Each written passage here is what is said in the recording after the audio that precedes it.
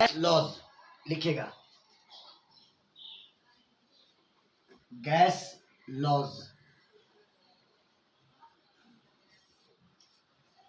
और इसको पढ़ने के बाद फिर इसको प्रूफ करेंगे हम लोग काइनेटिक थ्योरी ऑफ गैस से। किससे? काइनेटिक थ्योरी ऑफ गैस से, है ना।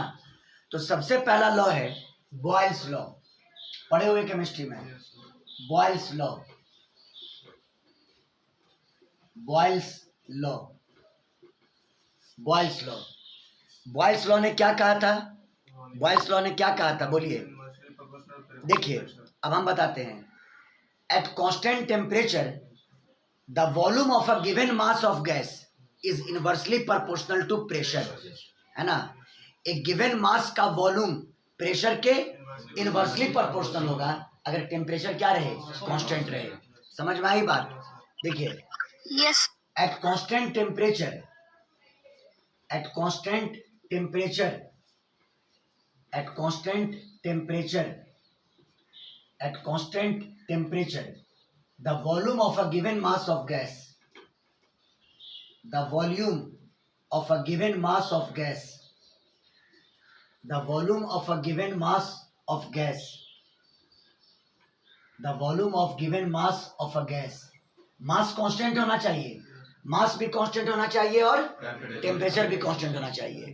तो the volume of a given mass of a gas is inversely proportional to pressure, is inversely proportional to pressure, inversely proportional to pressure, inversely proportional to pressure. बोलो clear? तो आइए इसको mathematical form देते हैं। कहता है वॉल्यूम इनवर्सली प्रोपोर्शनल टू किसके? Pressure के, है ना। और टेम्परेचर क्या रहेगा? कांस्टेंट। टेम्परेचर क्या रहेगा? कांस्टेंट, ठीक है। Temperature is equal to constant, temperature is equal to constant. बहुत अच्छी बात है, बहुत अच्छी बात है।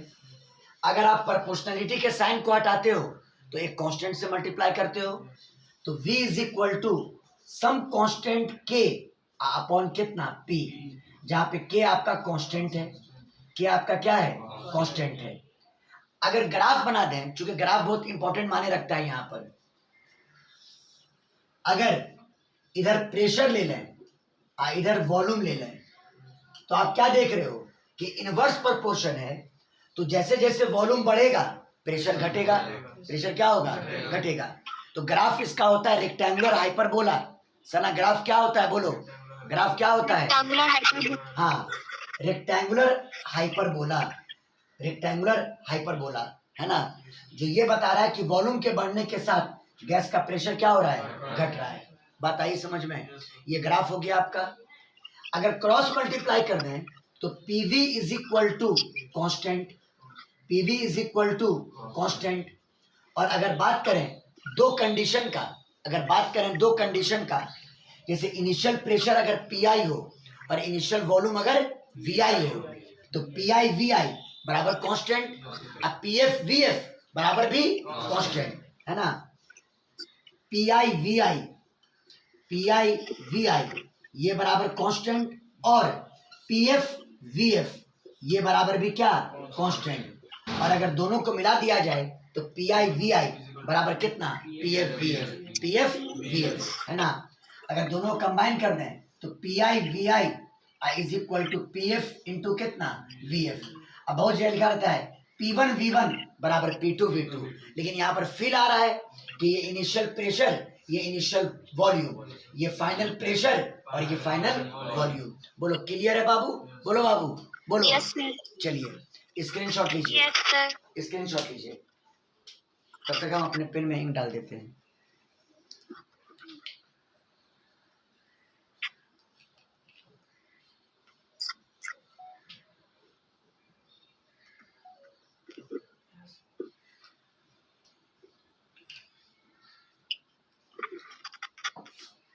अब देखिए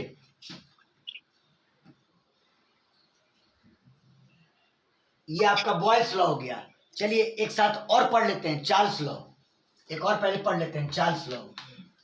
इसमें बहुत कुछ क्लियर हो जाएगा केमिस्ट्री के पॉइंट ऑफ व्यू से भी। Charles law, Charles law, Charles law. Charles ने क्या कहा कि कांस्टेंट प्रेशर पर गिवन मास का वॉल्यूम टेम्परेचर के डायरेक्टली प्रोपोर्शनल होगा। टेम्परेचर के डायरेक्टली प्रोपोर्शनल होगा। हाँ,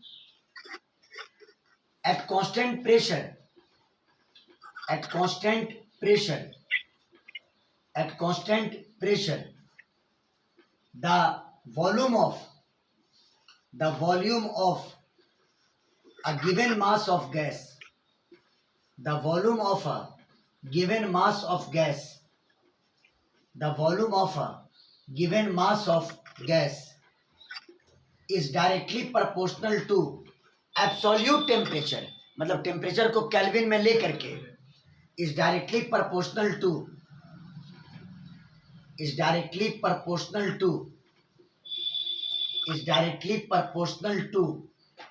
absolute temperature, directly proportional to absolute temperature। यानी आप कह सकते हैं volume V directly proportional to किसके, T के। Volume V directly proportional to किसके, T के। अब प्रेशर क्या रहेगा, कांस्टेंट। गैस का प्रेशर यहाँ पर कांस्टेंट रहेगा। P is equal to constant, P is equal to कितना, कांस्टेंट। अब ये बताओ प्रोपोर्शनलिटी हटा, हाँ ग्राफ अगर बनाओगे पहले प्रोपोर्शनलिटी हटा देते हैं। V बराबर सम कांस्टेंट इनटू कितना, T। क्लियर है। गौर करो ये ग्राफ एक स्ट्रेट लाइन ग्राफ होगा। ग्राफ क्या होगा बोलो, स्ट्रेट लाइन ग्राफ होगा। समझ में आई बात, स्ट्रेट लाइन होगा। अब यहाँ पे गौर करो कि V और T का रेशियो V बाई T कर दिया और ये रेशियो K बोले तो क्या, कांस्टेंट। K बोले तो क्या, कांस्टेंट। अब फिर से दो कंडीशन, अगर initial volume VI, initial temperature TI, तो VI बाई TI बराबर K और VF बाई TF बराबर कितना, K। तो आप लिख सकते हैं VI अपॉन TI ये बराबर K और साथ ही साथ VF बटा TF ये बराबर कितना, K। और अगर दोनों को कंबाइन कर दें तो बोलो क्या होगा, VI बाई TI बराबर कितना, VF बाई TF। बोलो क्लियर है। आप अगर कंबाइन कर दो तो इनिशियल वॉल्यूम बटा इनिशियल टेम्परेचर बराबर फाइनल वॉल्यूम बटा फाइनल टेम्परेचर। बोलो क्लियर हुआ। Initial volume by initial temperature बराबर final volume by final temperature. बोलो क्लियर बाबू, बोलो। Yes sir. चलो स्क्रीनशॉट यस सर। स्क्रीनशॉट लो।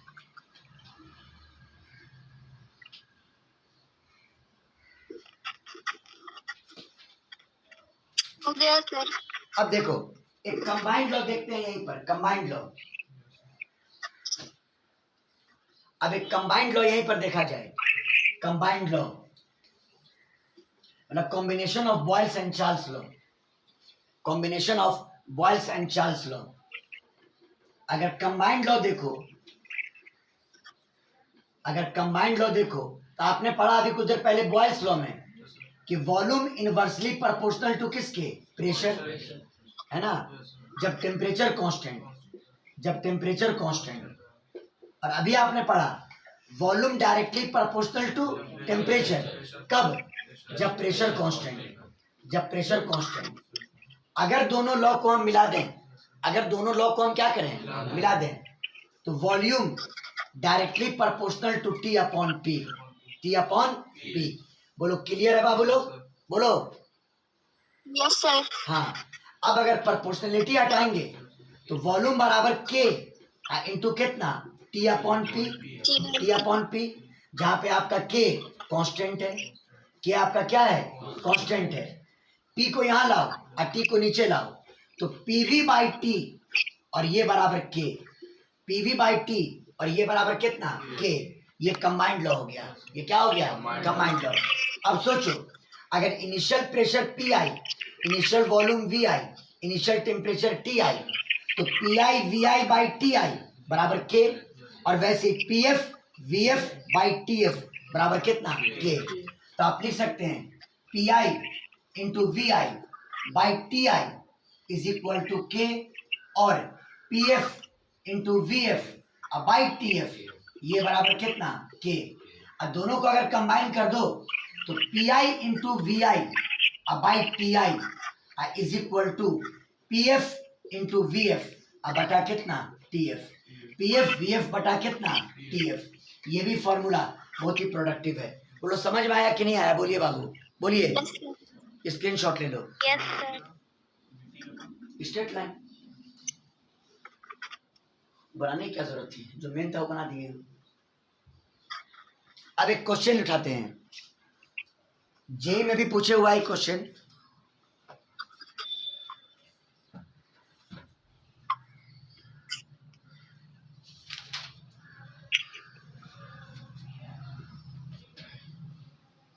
वो बिठाएं, थोड़ा सा इसमें फ्लूइड का यूज करेंगे, लेकिन वो बहुत ही उतना ज्यादा मतलब कि कोई टिपिकल बात नहीं है, लेकिन क्वेश्चन बनाइए ये वाला, बहुत अच्छा क्वेश्चन है, वेरी वेरी इंपॉर्टेंट क्वेश्चन। इसी क्वेश्चन के लिए आज का समझिए क्लास आपका डिवोटेड होगा। An air bubble, an air bubble, an air bubble, an air bubble of radius, an air bubble of radius 2 millimeter, an air bubble of radius 2 millimeter is formed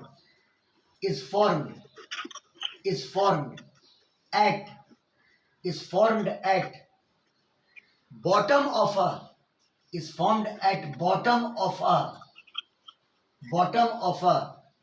3.3 meter deep river, 3.3 metre deep river. बोलो clear है?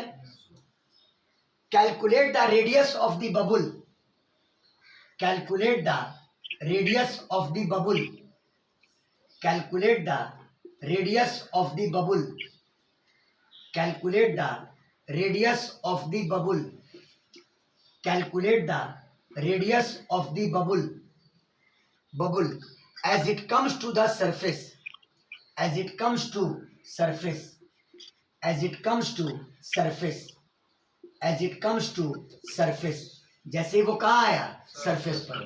बोलो clear है? कहाँ आया? Surface पर।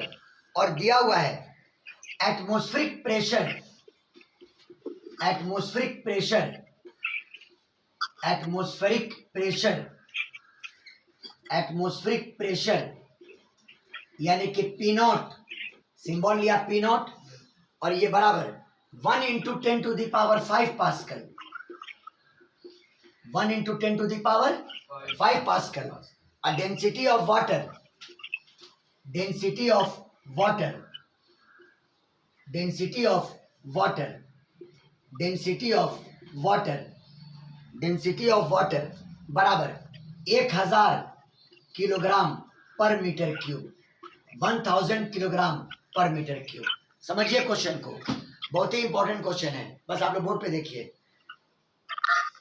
Air बबुल, air भरा हुआ है एक बबुल में, स्फेरिकल होगा।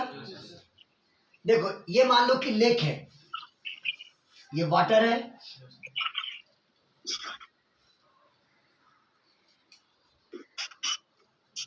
ये मान लो वाटर का लेक है, और एक एयर बबुल है जिसका रेडियस कितना है? 2 मिलीमीटर, और वो बना है बॉटम पर। कहाँ बना है? बॉटम पर। यहाँ पे एयर का एक बबुल है स्फेरिकल शेप का, इसके अंदर एयर भरा हुआ है। क्या भरा हुआ है? एयर। और यहाँ पे इसका रेडियस अगर R1 कर दें, क्या कर दें? R1, तो R1 बराबर कितना है? 2 millimetre. R1 is equal to 2 millimetre. बोलो क्लियर? बोलो बाबू बोलो। Yes, sir. और पानी का जो डेप्थ है, पानी का डेप्थ 3.3 मीटर, H बराबर 3.3 मीटर। और ये तो ये वाटर का फ्री सरफेस है, तो ऊपर में एटमॉस्फेयर है, ऊपर में क्या है? एटमॉस्फेयर। बोलो क्लियर?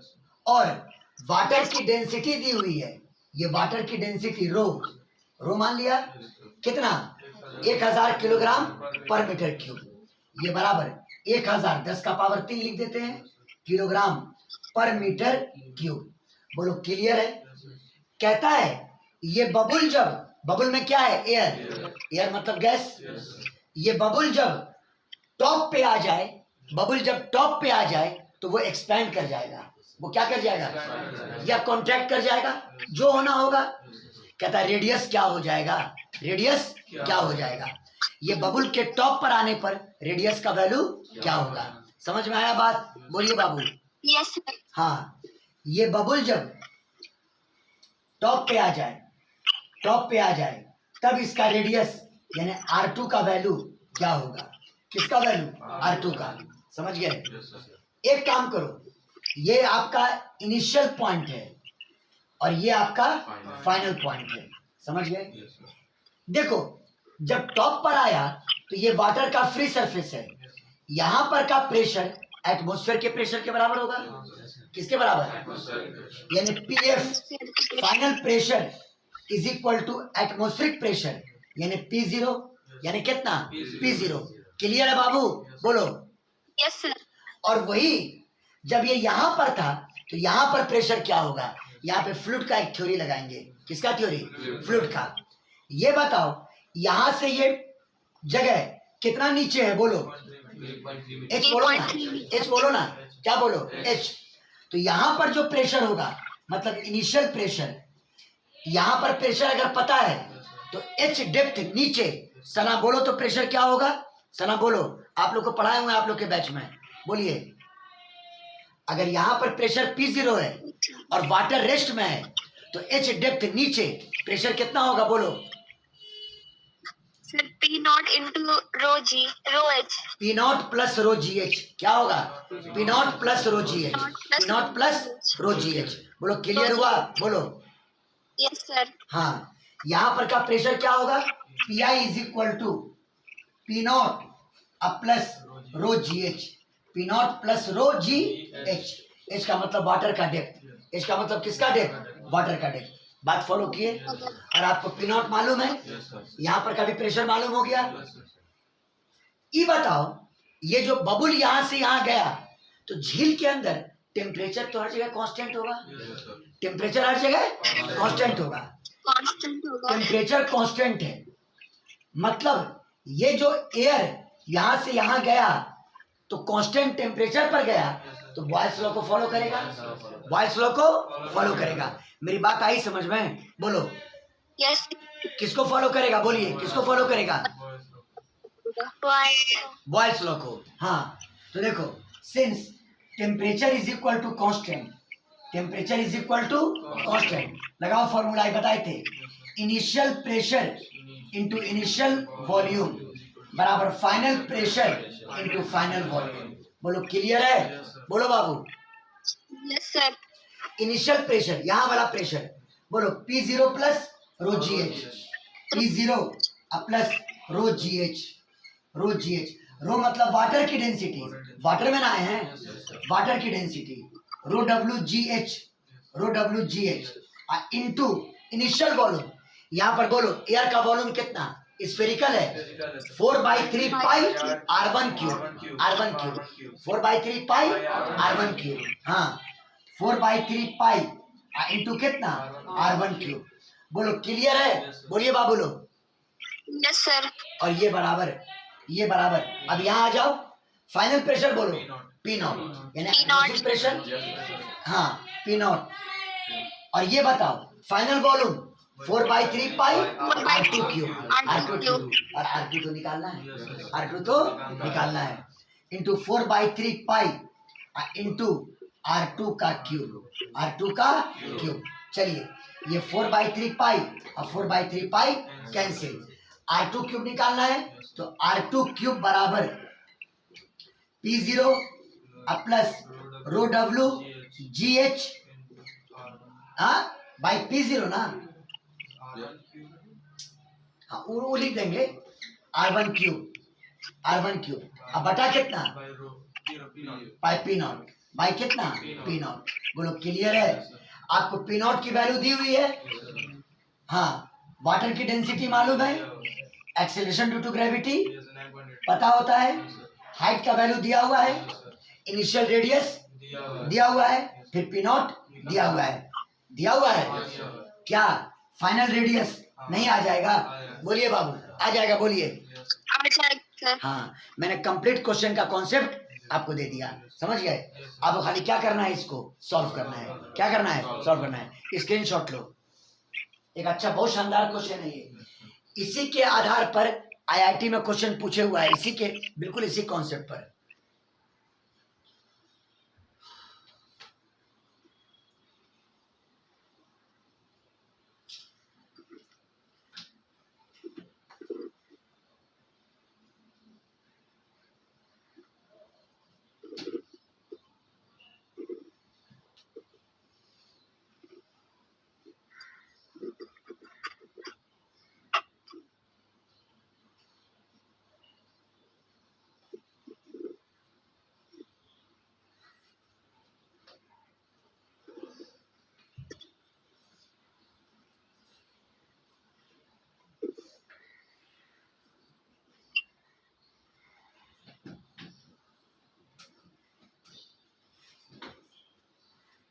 हो गया, बोलिए।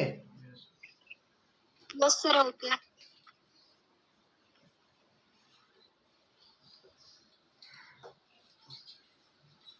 चलो, हम लोग 2 लॉ तो देख लिए और एक अच्छा सा क्वेश्चन भी देख लिए। बहुत अच्छा क्वेश्चन था ये। एक लॉ आज और देख लो, एवोगैड्रोस हाइपोथेसिस। क्या देख लो? एवोगैड्रोस हाइपोथेसिस बहुत ही इंपॉर्टेंट है ये, खास करके केमिस्ट्री में जो बेसिक कैलकुलेशन होता है केमिकल रिएक्शन का, वहां पर ये बहुत काम आता है। समझिए बात को। Avogadro's hypothesis, Avogadro's hypothesis.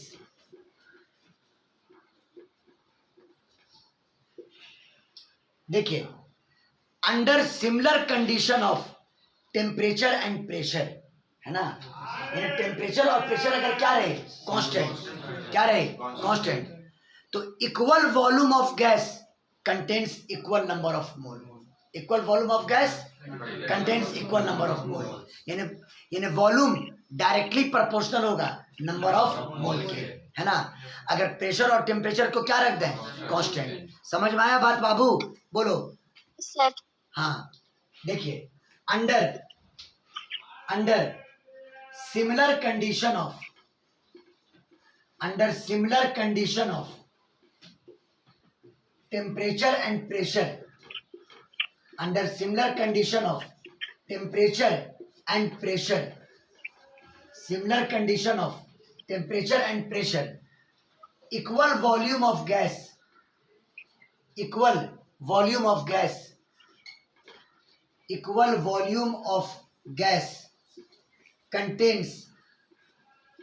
contains equal number of moles, contains equal number of moles, contains equal number of moles। Clear है? बोलो। यानी volume directly proportional to N. N बोले तो नंबर ऑफ मोल, एन बोले तो नंबर ऑफ मोल। और ध्यान रहे कि आपका टेम्परेचर भी कांस्टेंट और आपका प्रेशर भी कांस्टेंट, आपका प्रेशर भी कांस्टेंट। बोलो, क्लियर है बाबू? बोलो, बोलो बाबू। Yes sir. यही है आपका एवोगैड्रो हाइपोथेसिस। स्क्रीनशॉट ले लीजिए।